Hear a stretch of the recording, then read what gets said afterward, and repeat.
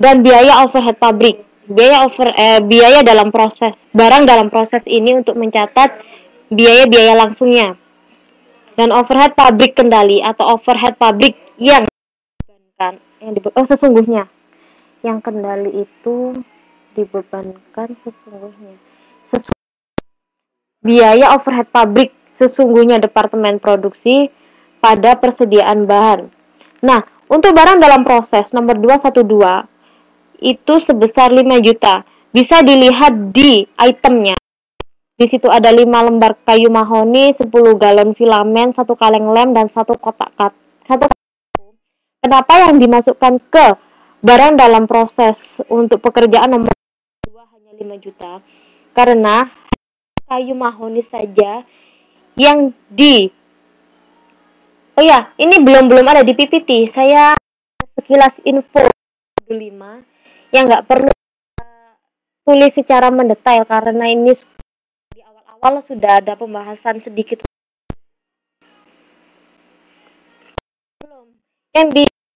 Yang di PPT ini saya catat hanya akuntansi untuk produk rusak sama cacat saja yang belum pernah dibahas sama sekali. Sedangkan yang saya ini yang kemarin sudah sempat terbahas sedikit. Seperti itu. Jadi di sini kayu mahoni diartikan sebagai bahan. Jadi yang dimasukkan barang dalam proses nomor 21 hanya kayu mahoni yang sebesar 5 juta saja. Sedangkan bahan lain seperti filamen, 1 kaleng lem, dan 1 kotak total biaya 220.000 dia dimasukkan ke biaya overhead pabrik sesungguhnya. Nah, untuk penjurnalannya dia untuk pekerjaan 2 biaya overhead pabrik sesungguhnya pada persediaan bahan sejumlah 5.220.000. Nah, untuk tenaga kerja dan pabrik itu akan sama seperti pembahasan sebelumnya.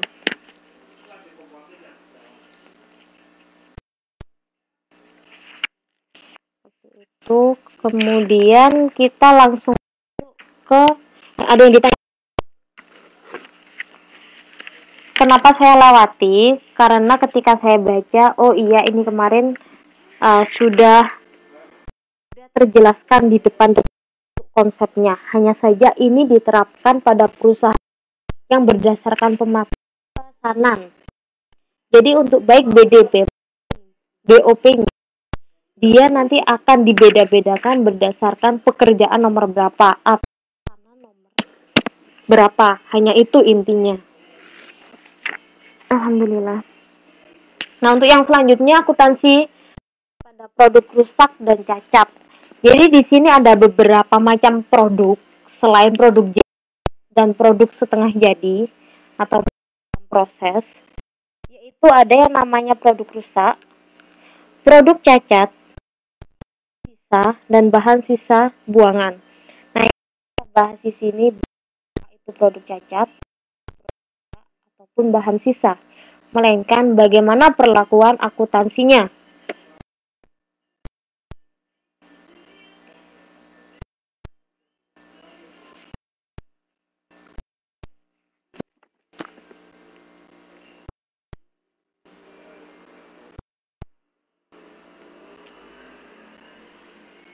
Nah, untuk yang produk rusak, akuntansi produk produk rusak, dia ditujukan agar pihak manajemen itu dapat memperoleh informasi produk rusak yang terjadi, baik itu sebab terjadi maupun berapa nilai dari produk rusak. Nah, baik itu pada produk rusak, perusahaan pasti akan menerapkan yang namanya sistem zero tolerance. Zero tolerance.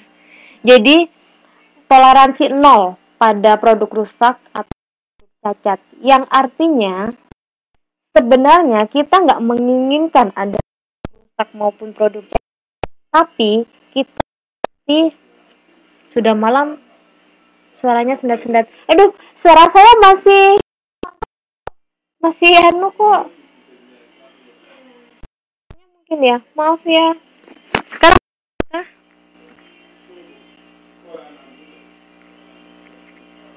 suaranya masih nyedat-nyedat. Saya nggak ngantuk kok.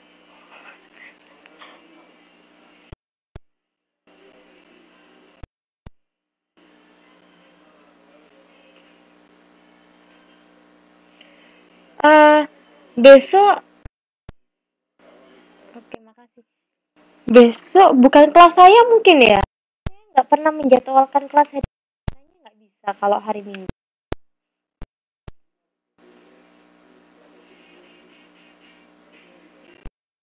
Oke, saya lanjutkan. Untuk penerapan toleransi nol ini, eh, semua orang, entah perusahaan pasti nggak adanya produk rusak maupun cacat. Namun, pasti ada kalanya kita tidak bisa menghindari adanya produk cacat. Jadi, intinya, kita sebisa mungkin adanya produk maupun produk cacat. Nah, untuk produk rusak, kita ada dua jenis, yaitu rusak normal dan rusak normal. Makna dari rusak normal dan abnormal bukan pada bentuknya yang aneh-aneh, bukan, melainkan pada jumlahnya. Jumlah yang bisa ditoleransi dan jumlah yang tidak bisa ditoleransi. Artinya, perusahaan memasang jumlah minimal yang bisa ditoleransi untuk produk rusak. Untuk produk rusak maupun produk cacat, kita tetapnya dalam dua, yaitu rusak atau cacat normal dan rusak atau cacat abnormal. Nah, untuk produk rusak, biasanya kita perbaiki oleh perusahaan akan itu produknya.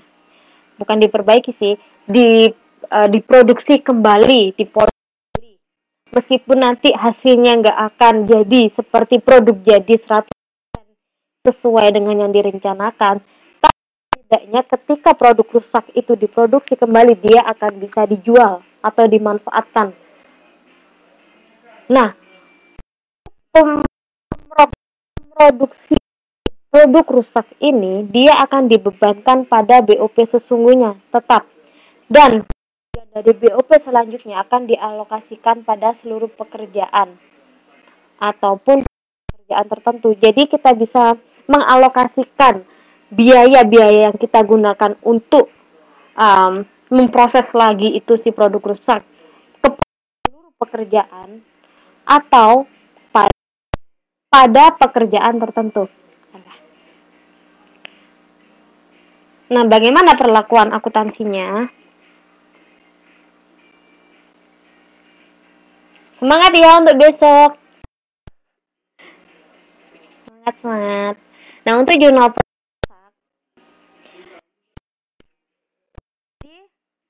di sini katakan ada berapa nilai si produk rusak itu. Katakan di sini nilai untuk produk rusaknya seperti dalam modul 200.000. Nah, untuk penjurnalannya akan dicatat rusak sebesar berapa nilainya. Kemudian BOP sesungguhnya, ini yang untuk memproses lagi si produk rusak berapa, kan ke dalam BDP atau barang dalam proses jika dia dibebankan pada seluruh pekerjaan. Kita bisa menambahkan seperti ini, pagar A, ini artinya untuk pekerjaan tertentu dengan label A. Jadi jurnal itu dibebankan pada produk keseluruhan ataupun pekerjaan tertentu sama produk rusak, BOP sesungguhnya BDP. Jika dia pada pekerjaan tertentu, itu pekerjaan A. Seperti itu. Nah, cara yang kedua, untuk penjurnalan cara yang kedua, kita bisa membebankan atau memasukkan biaya kita gunakan untuk memproses kembali itu si produk rusak, akun dari produk rusak abnormal. yaitu produk rusak, rugi dari produk pada BDP, baik keseluruhan maupun pada pekerjaan tertentu. Seperti itu. Nah, produk rusak yang telah diproduksi kembali itu terjual secara tunai, maka jurnal yang digunakan adalah kas pada produk rusak. Karena produk rusaknya terjual secara tunai, ada kas masuk dan produk rusaknya keluar. Besok pemilu. Oh iya, besok pemilu. Jangan golput ya.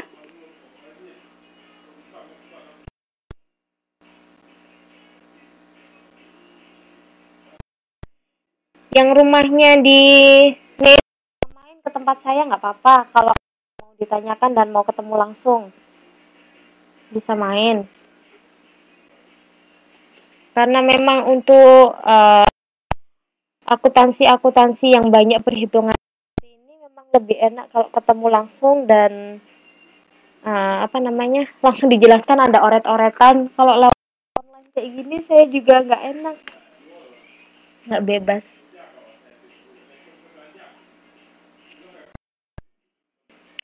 Nah, sekarang untuk produk cacat. Kalau produk cacat itu masih ada kemungkinan dilakukan perbaikan, produksi kembali. Nah, ketika kita melakukan perbaikan, maka jurnal yang adalah BOP sesungguhnya, BOP dibebankan sebesar berapa. Kemudian dari BOP yang dibebankan ini akan dialokasikan pada BDP atau barang dalam proses, sehingga jurnal jadi ada BDP pada BOP dibebankan. Jika dia dibebankan pekerjaan tertentu, maka menjadi BDP untuk pekerjaan nomor 221 pada ini masing-masing.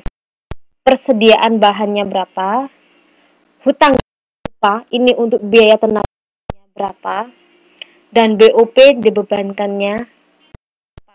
Ini jika dia dibebankan pada pekerjaan tertentu.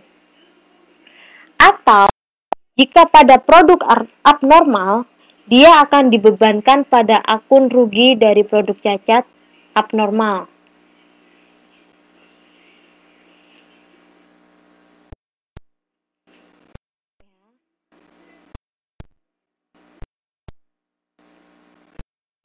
Untuk selanjutnya,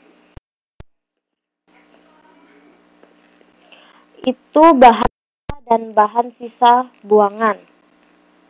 Untuk sisa, ini karakteristik untuk bahan sisa, dia tidak dapat digunakan lagi untuk tujuan semula, tujuan produksi semula.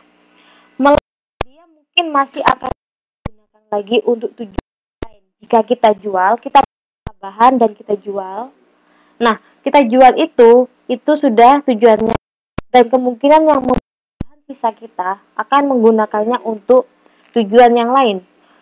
Tapi dengan bahan sisa itu kita tidak bisa melakukan produksi lagi. Itu pengertian bahan sisa.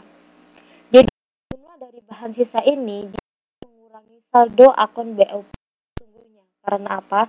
Dia merupakan bahan yang tercatat untuk berproduksi, tapi dia sehingga sisa tersebut dia tidak digunakan dalam proses produksi. Oleh karena itu harus mengurangi dari BOP sesungguhnya sejumlah bahan sisa kita. Oh ya, waktu tinggal. Aduh, masih ada beberapa slide nih. Nah, untuk yang selanjutnya mengurangi jumlah yang dibebankan. Nah, untuk penjurnalannya dia kas pada BOP sesungguhnya. Jika dia dibebankan pekerjaan, maka dia pada BDP barang dalam proses untuk pekerjaan nomor tertentu, katakan di sini 432. Nah, untuk bahan sisa buangan, dia tidak dapat digunakan lagi dijual. Jadi, perusahaan itu malah harus mengeluarkan biaya untuk membuang sisa bahan tersebut. Jadi, nggak bisa digunakan, dibuang.